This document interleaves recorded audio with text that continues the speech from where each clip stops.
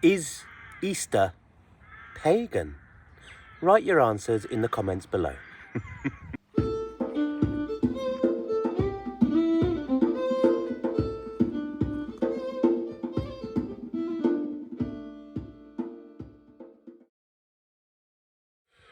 Hello my friends, welcome back. It's that time of year again. The birds are singing, the flowers are blooming, life is returning, and the internet is rife with controversy.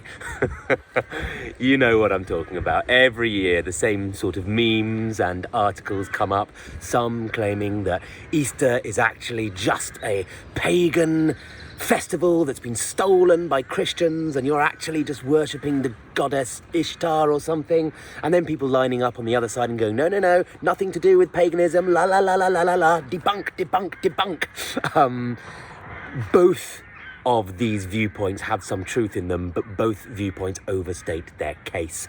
So I'm going to go through the Easter elements one by one and suggest what may have pagan influences in it, or pagan resonances, or pagan symbology, and what probably doesn't. And then maybe I'll talk a little bit about sort of what's behind these debates, because I think there's a sort of culture war thing going on that maybe it'd be best just to avoid. Then I'll also provide some tools so you can figure this out for yourself, mainly sort of some historians that you can go and read and get the actual answers from. So first of all, the name Easter. So in the English-speaking world, we call this religious holiday coming up the Christian festival of Easter, celebrating the death and resurrection of Jesus Christ. We give the name Easter to that. The reason for that is in the Anglo-Saxon calendar, there was a month called Easter month, which was the month of April, the month coming up. This, according to the Venerable Bede in his The Reckoning of Time, was named after an Anglo-Saxon goddess called Eostre, or Eostre. So, the name Easter derives from a pagan Anglo-Saxon goddess. Pagan, tick, kinda. People do throw shade on Jacob Grimm. As I say, it's the only source of this goddess in textual history.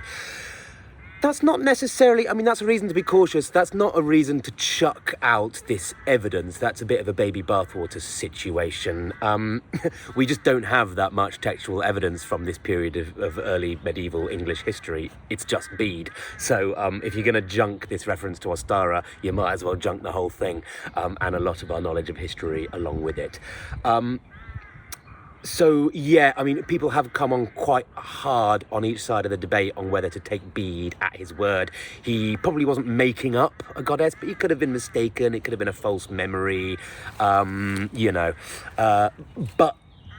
without labouring the point, most scholarship these days is moving towards just taking Bede at his word, and that there was an Anglo-Saxon deity called Eostre.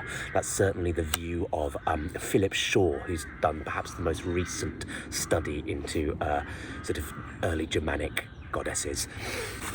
So yeah, I think we should treat Bede with caution, but yeah, Anglo-Saxon deity, kind of at the heart of the name Easter, tick.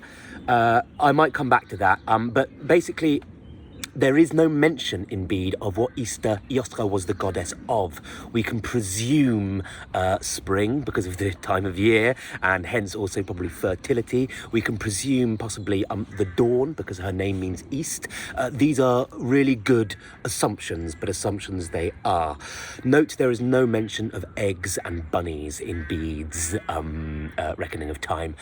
This association with the old eggy wegs and the old bunnies comes actually from Jacob Grimm in the 19th century, one half of the Brothers Grimm fame. So Grimm has taken Bede's work and kind of run with it. He's looked at the name Eostre and kind of retroactively made a theorized Germanic goddess called Ostara, based on etymology. It's a reasonable guess. There's just no evidence for it. Grimm has also just looked at the folk custom of Easter bunnies in 19th century Germany and gone, what the hell's that?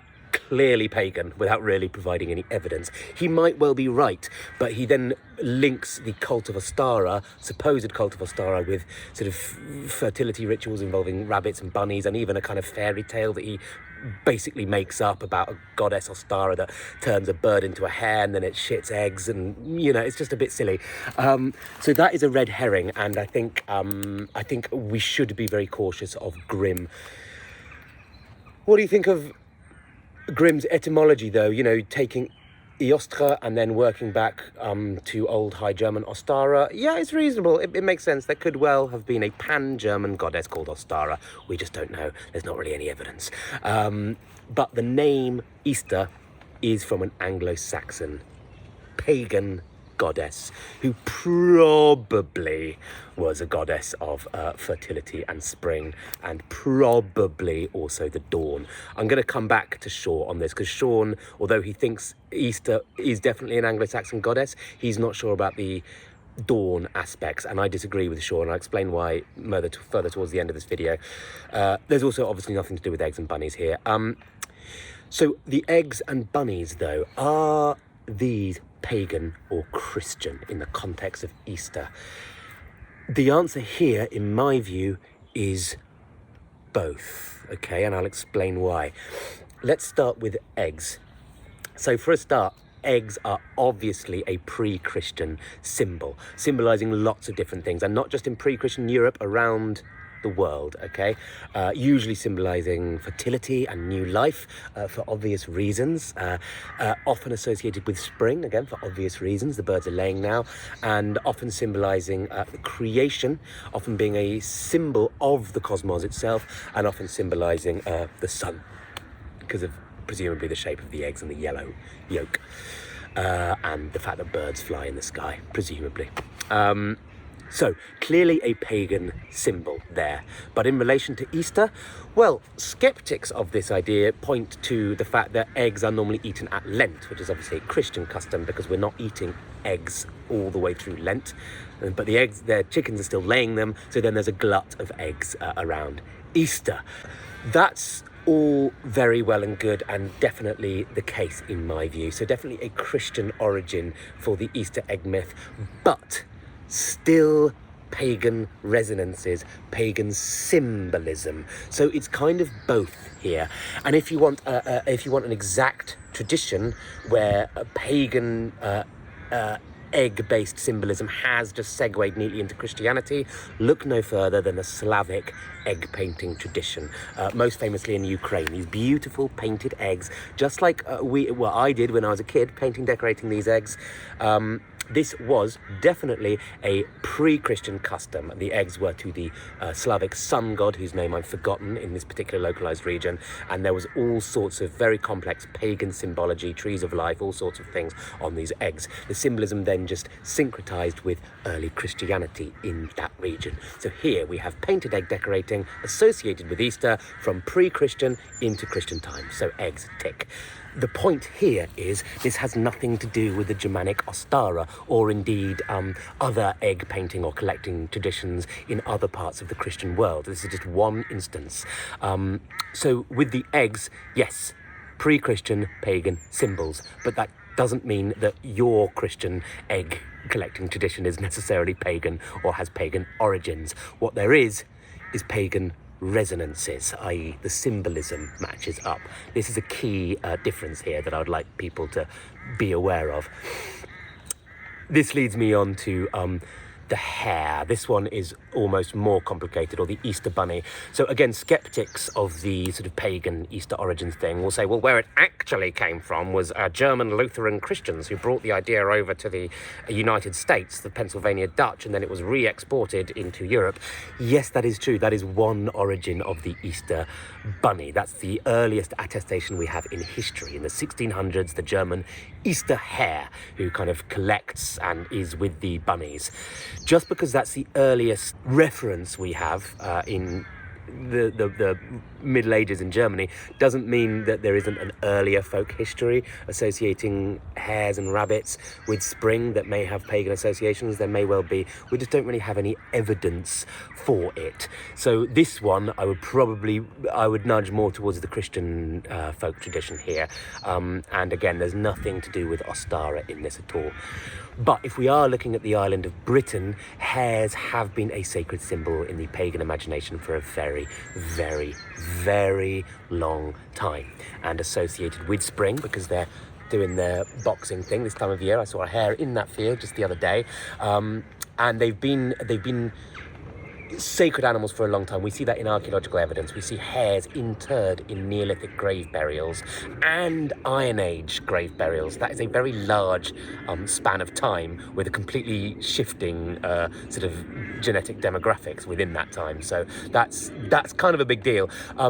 Obviously, we don't know what they represent, but most people suggest that there is a rebirth or resurrection function with these hares. I should have said earlier regarding eggs as well, that's exactly the symbology of the egg when placed in grave goods in Egypt, painted ostrich eggs. They're sort of resurrection symbols for the dead, and this is exactly what the hare represents. Again, a different context, but similar ideas. Again, the hares are very popular sacred symbol in the Iron Age in Britain, including the triple hare, often associated with the moon, with divination, with the ancestors, and with rebirth. So the hare is a pagan symbol. We just don't know that the Easter hare necessarily has any pagan influence, but I think the symbolic associations still would have been there in the folk memory of many medieval peoples, even if not evidence of actual pagan practice. So that's the sort of the key here. So that's three things: the name of Easter and the idea of rabbits and eggs are kind of derived from pagan ideas, but just not in all instances. What else? Yes, so I think if you want to learn more about this specifics of sort of Germanic Easter goddesses, yeah, check out Philip Shaw's work. But if more generally about paganism's integration into Christian and even sort of early modern thought, your go-to guy is Ronald Hutton. Ronald was a lecturer of mine at Bristol University when I was studying these things, and he's sort of the expert in historical paganism, world-renowned expert. What's great about Ron is that he's clearly sympathetic to sort of pagan imagination, but won't let those sympathies get in the way of being a proper historian. And he often looks at all the sources, there goes, here are the sources, make your mind up, which I personally really appreciate. He doesn't really have any, it doesn't seem like he has any vested interests. Yeah, so sure.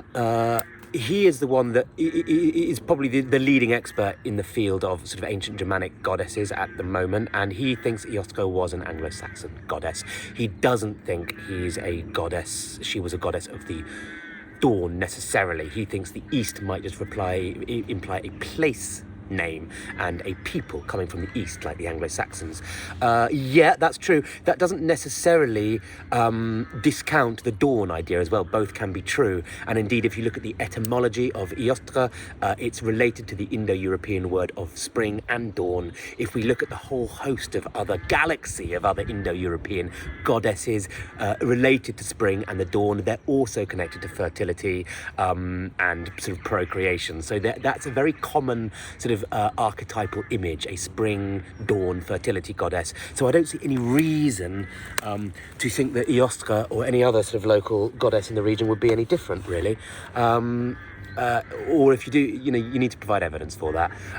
So I think an assumption, but a strong assumption, an educated guess. And on the balance of probabilities, yeah, probably whole host of fertility goddesses. Worshipped around this time. Standing up because I got cramp. What else? Any red herrings? Yeah, Ishtar, I mentioned her at the beginning.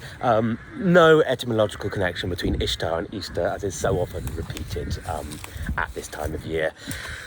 Is there a link between Ishtar at all, though, and sort of Easter? Yeah, arguably, you could say, if you want to make that argument.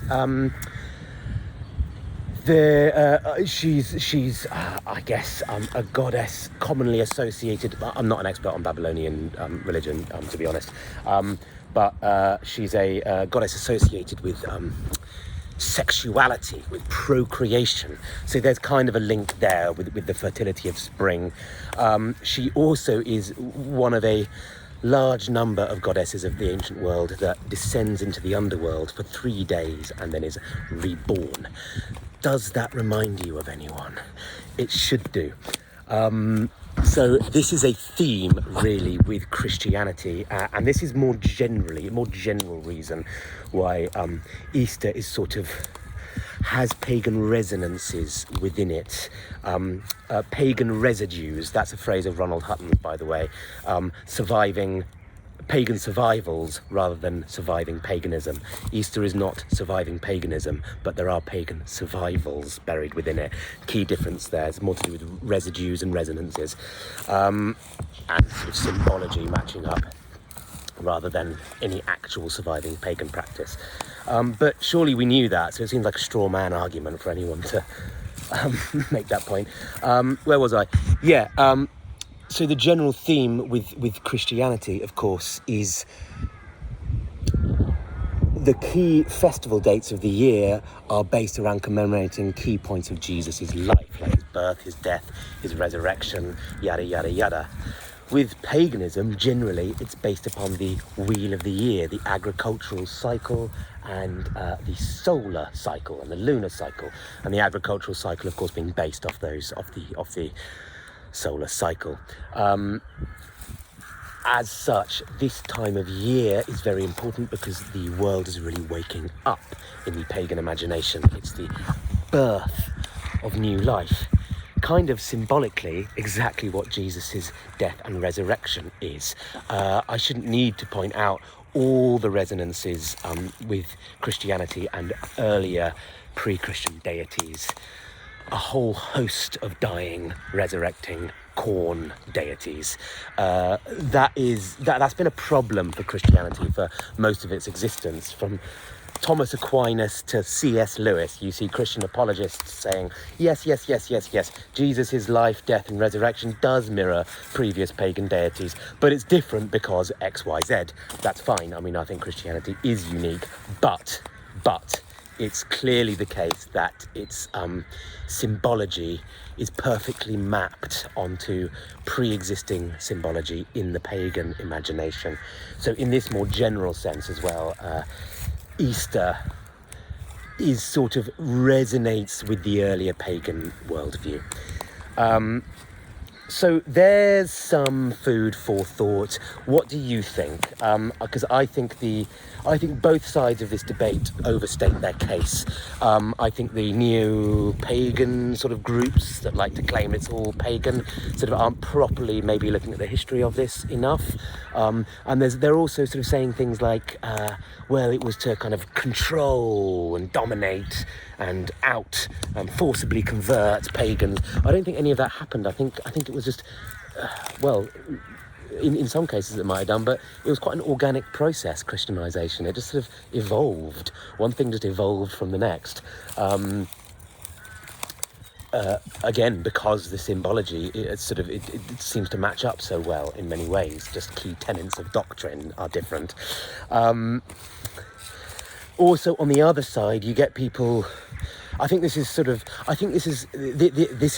professional debunkers, sort of maybe finding one problem with an argument and therefore saying, the whole thing's debunked.